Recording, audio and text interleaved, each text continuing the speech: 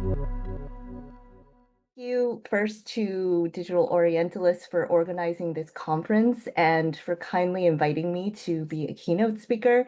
I'm zooming in from Palo Alto, California, where it's almost 1 a.m. in the morning. And I also have a bit of a cold, so forgive me if I sound a bit tired, but I'm very excited to be here. I wanted to start by sharing a little bit of my own journey with digital humanities.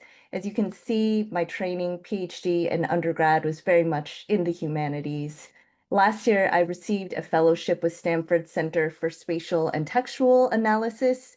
And through this fellowship, I created a digital heat map to trace the textual reception of a 14th century Buddhist scripture that I had translated. I want to also give a shout out to my team, Simon Wiles and Aftab Hafiz, for helping me with this.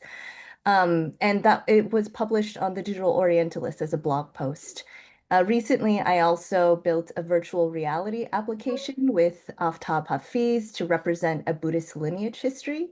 And I'll just quickly show an image of these two projects. This is an image of the heat map app that I built, tracing textual density, and one image of the virtual reality experience.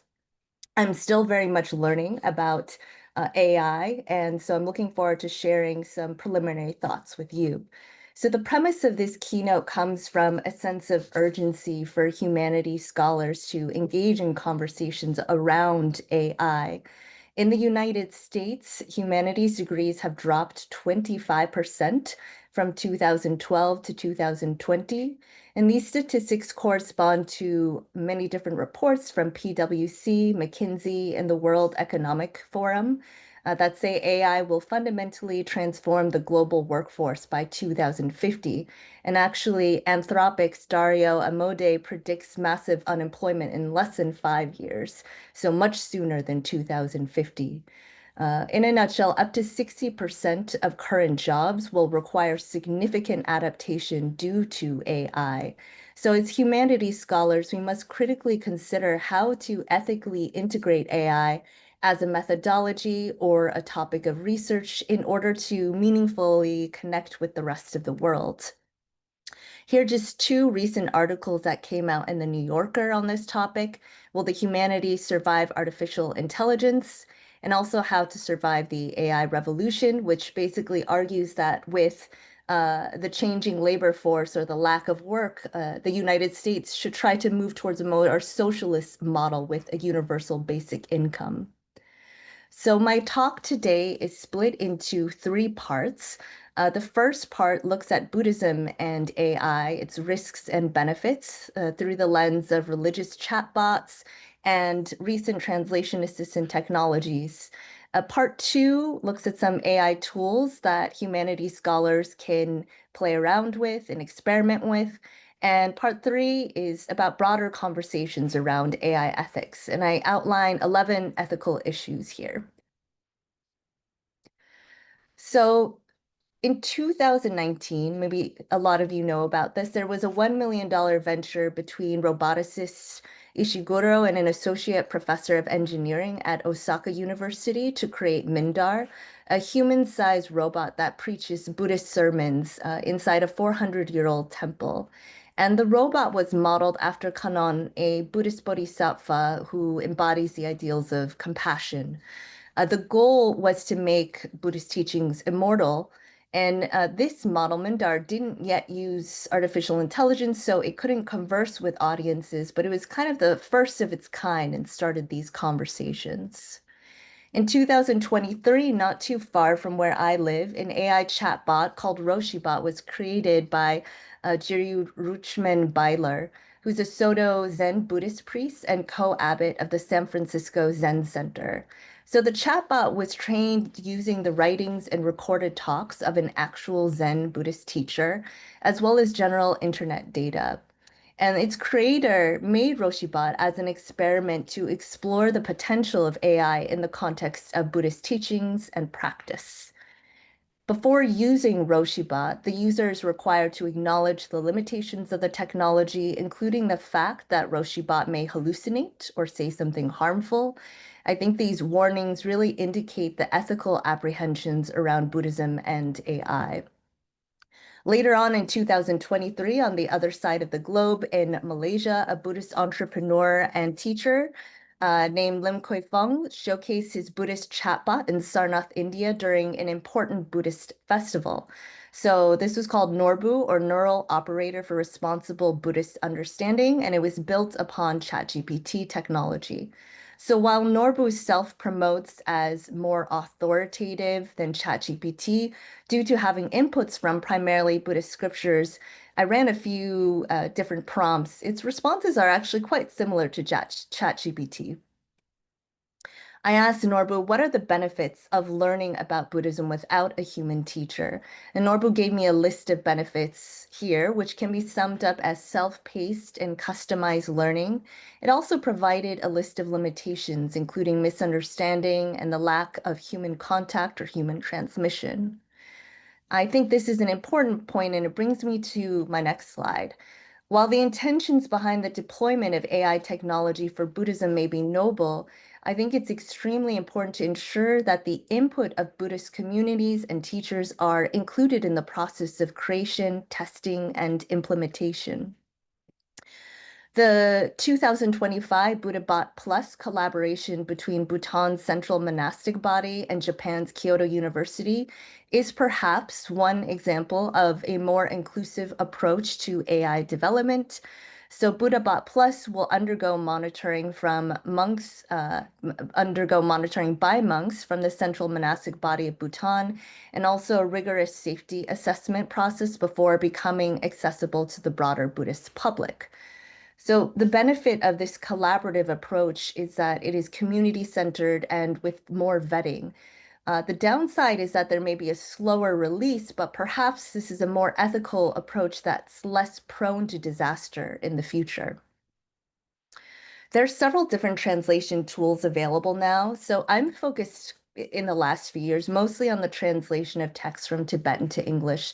So the examples I highlight will focus on that. Firstly, I think we all know the large tech companies like Anthropic and OpenAI offer a lot of different translation tools, and their translation models in Tibetan have improved recently.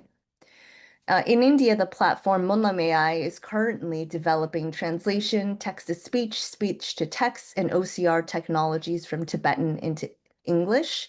And Munlam is funded by the Tibet Fund, and it was previously funded by USAID, although I'm not sure what that funding status is currently.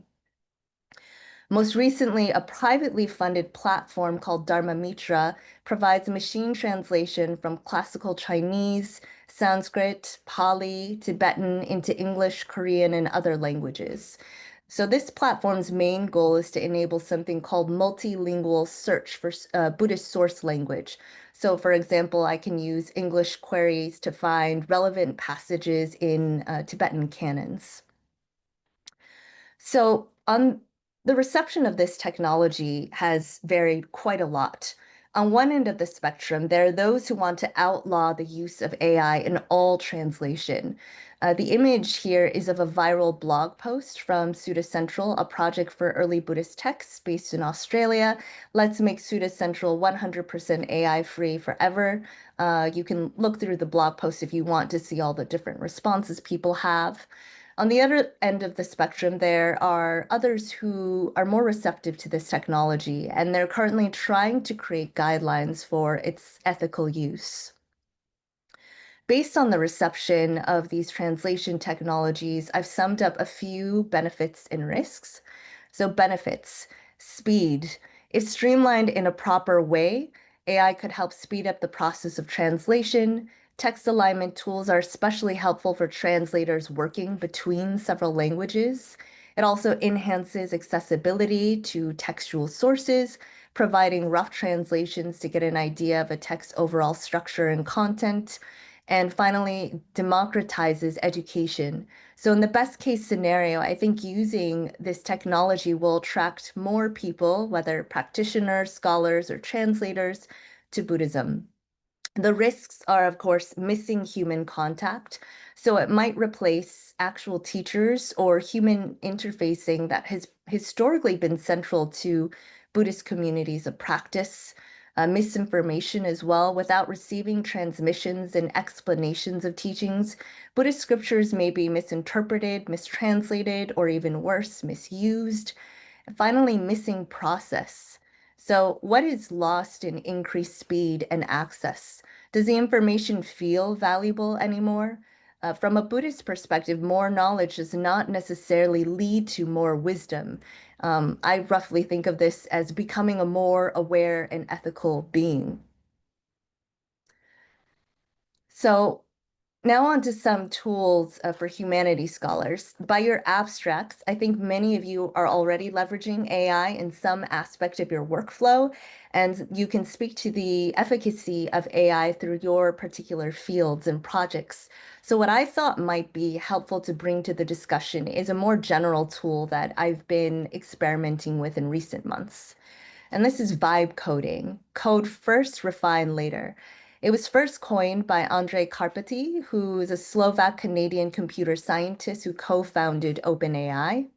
And what it is rather than manually write your code, you can now implement a natural language prompt and have an AI coding platform generate the code for you. It focuses on the vibe of a software rather than the code. There are many different platforms that are available now. Here are a few: Lovable, Replit, Bolt, and Cursor. In my opinion, Lovable and Replit offer different UIs for you to check out. It's slightly easier for beginners as well, new to coding.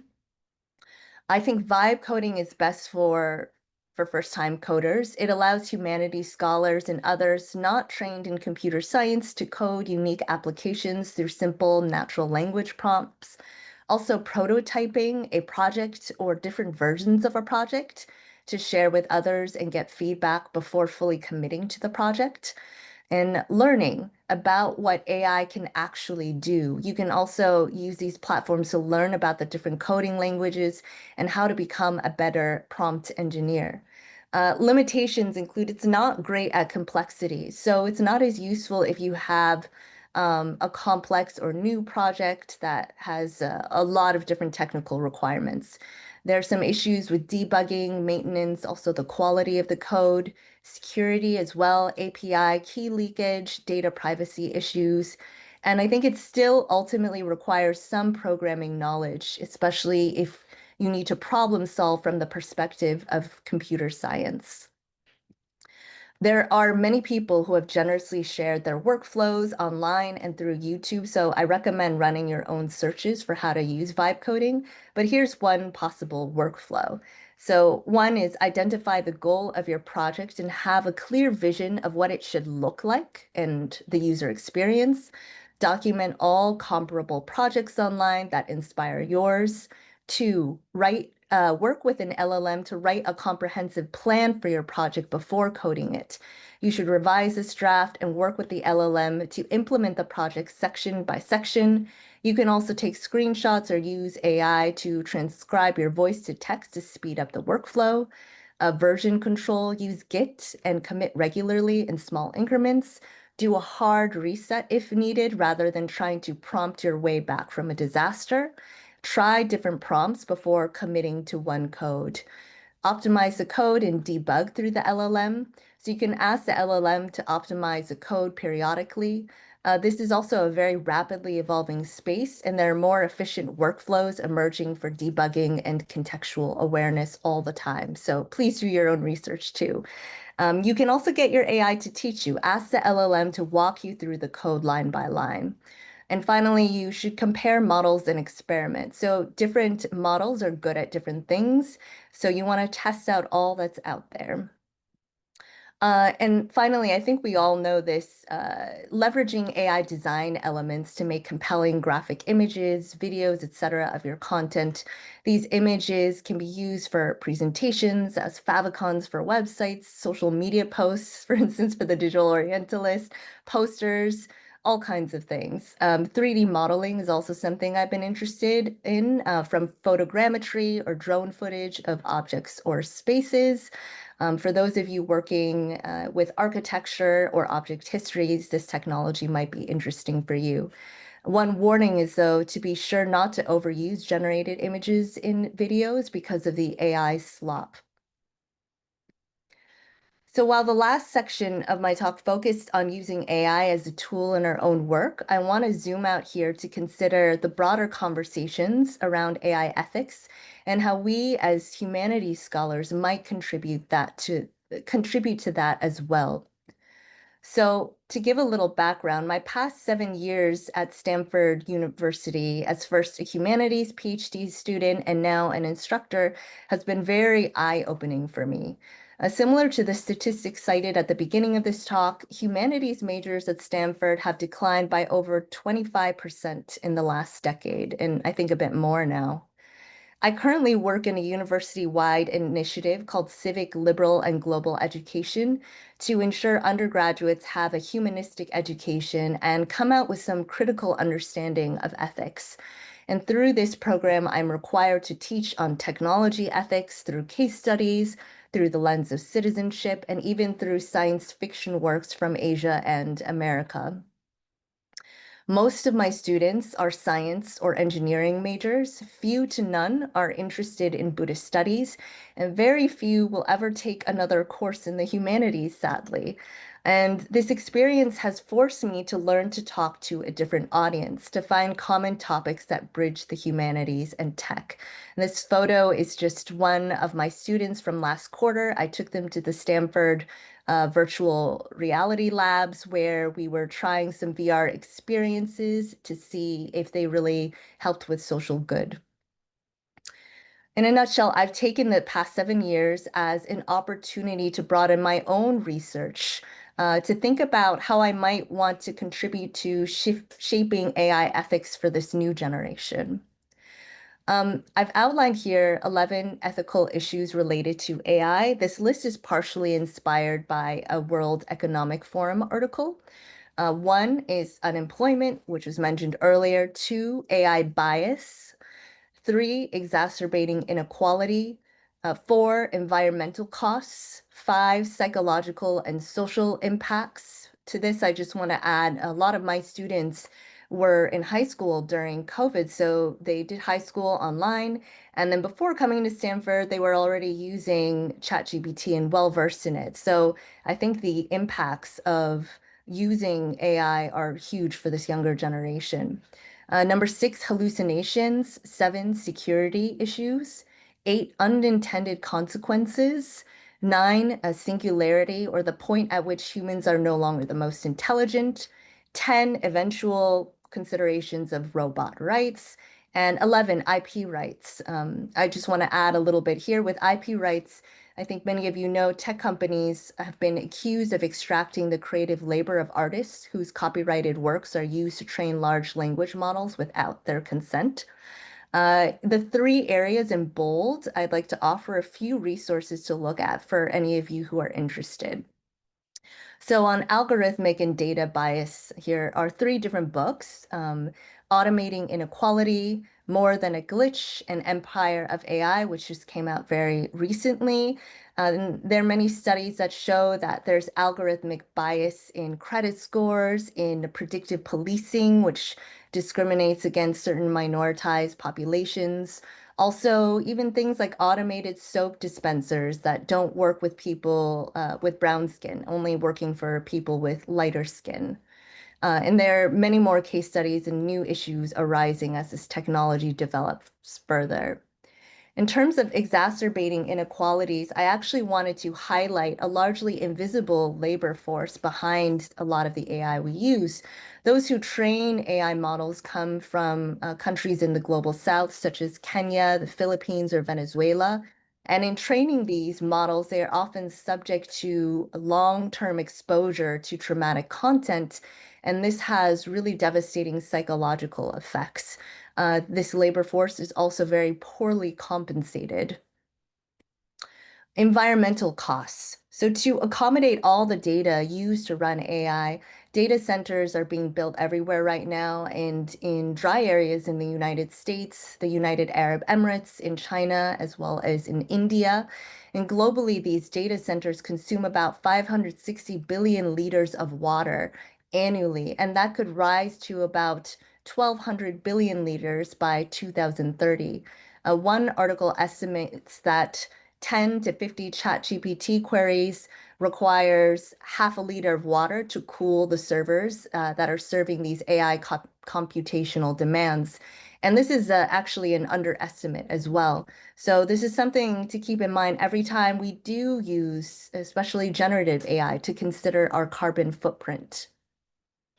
So this leads me to kind of the question of the day for me. What is the goal of AI? If the goal is to make a more equitable and humane world, then the process of development matters a lot. Many organizations say that AI should center the human. So, Stanford Human-Centered AI, an institution that's very well funded at Stanford, says that AI should be guided by its human impact, inspired by human intelligence, and designed to augment and not replace people. However, I think there are two issues with this idea of human-centered AI.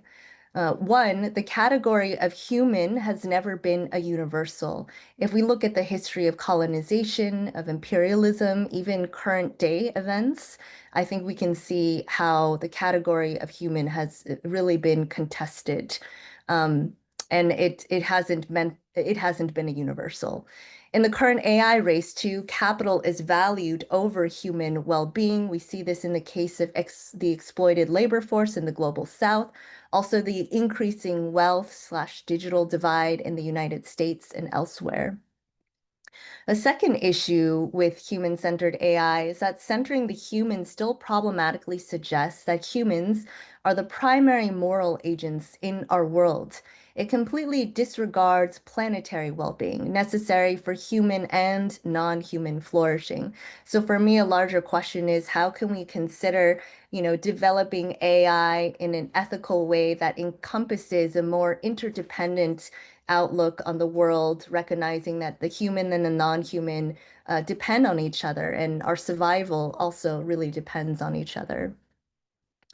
Alternate models, question mark.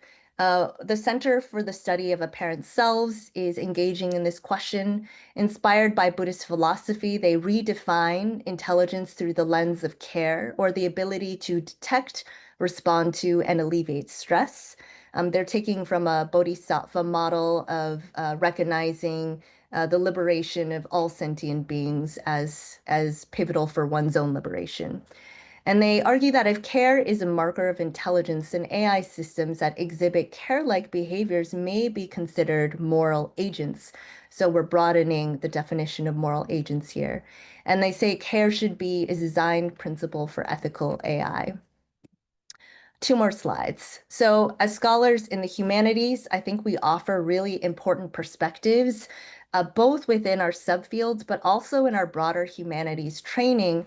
And this should be considered in AI ethics. I think we have a lot to offer. Final thoughts. I know I threw a lot at you guys in the last 20 minutes, so I'll just summarize here. AI is a reality, so how do we want to be in relationship with it?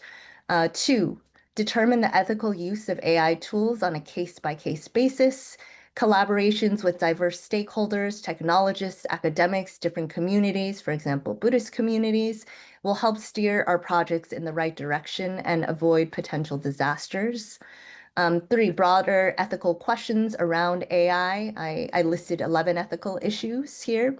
We can contribute to these conversations through our own research and share our humanities perspectives with broader audiences.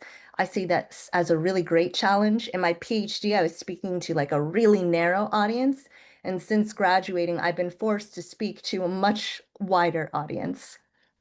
And finally, when we consume or use AI, we should always be aware of the larger impacts, social, environmental, potential biases, and more. So this is more just a call for all of us to be conscious and ethical consumers and users of AI.